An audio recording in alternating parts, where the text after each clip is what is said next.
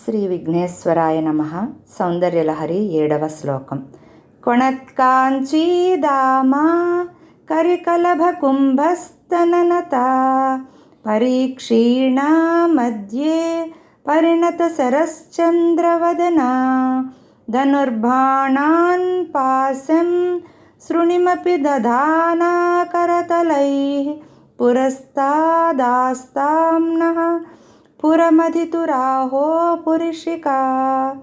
తాత్పర్యము: మిలమిలా మెరియుచున్న మణుల గజ్జల మొలనూలు కలిగిన గున్న ఏనుగు కుంభముల వంటి కుచముల భారము వలన వంగిన నడుము ఉన్నట్లు కనబడుతున్నదియు, సన్నని నడుము కలిగి శరత్కాల చంద్రుని వంటి ముఖము కలదియు, చెరుకుగడ విల్లును పువ్వు టమ్ములను అంకుశమును పాశమును ధరించుచున్న అహంకార రూపు కలిగిన దేవి మా ఎదుట నిలుచుగాక.